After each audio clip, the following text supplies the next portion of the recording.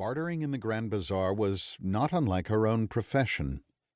What was espionage, if not information commerce, in which buyer and seller come together in a moment of dubious candor and motive to conduct a delicate transaction, violate either party's trust or truth, and the house of cards would collapse.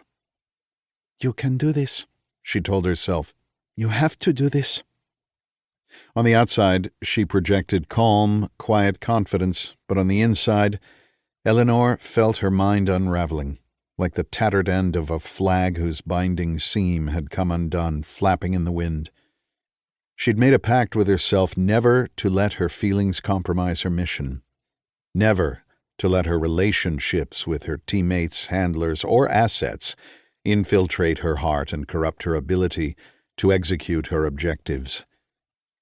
Detachment was difficult for any clandestine operative, but it was especially so for double agents like herself. To be an effective double agent, she had to truly understand and embrace both masters. To survive as a double agent, she had to develop a duplicitous heart, loving that which she hated one minute and hating that which she loved the next. This schizophrenic existence was on the verge of fracturing her psyche.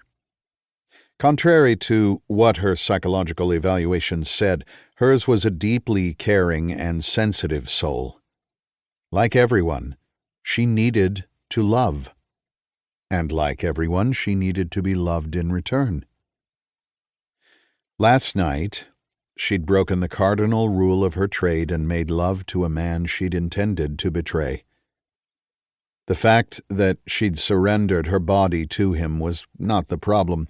Sex was a powerful weapon in her arsenal of influence. No. The problem was that she'd surrendered her heart to him as well. "We're kindred spirits, you and me," she'd said, her palm pressed to his chest last night before she'd given herself to him. "Soldiers who've sacrificed everyone and everything we've ever loved to fight for a world where people don't have to live under the shadow of tyranny. I saw it in your eyes the first time we met in Brussels. You've given everything for your country and asked for nothing in return. No one can appreciate John Dempsey better than I can. And the same is true in reverse." She hadn't planned to say it. These weren't words she'd carefully crafted to manipulate and seduce him. Quite the opposite.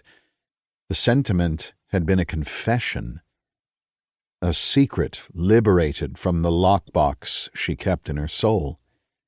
In that moment, she'd felt so alive and unburdened. Then morning came, and like a bad hangover, those words had come back to torment her. Now she could feel Dempsey's eyes on her. She looked up and met his gaze with a lover's smile. He smiled back, and it made her heart skip a beat. Then, abruptly, he stiffened, and she knew the spell was broken. He'd seen through her, felt her indecision cued in on her momentary insincerity. She lowered her eyes and drifted away from him to peruse the wares in the next vendor's booth. In her peripheral vision, she watched him follow, his body language now transformed from dutiful companion to stalking hunter. "Crusader, this is Rome," said the voice of their driver, Farvad, in her micro-earbud transceiver. "In position." This was followed by the report from the decoy driver. "Crusader, this is Tripoli, in position." She acknowledged the reports, pretending all the while to focus on the jewelry laid out before her. An Iranian security guard dressed in a light green uniform shirt and black pants walked past, eyeing her with suspicion as she gave a coded response in Farsi. This was the third security guard she'd counted in 10 minutes, but this was no surprise.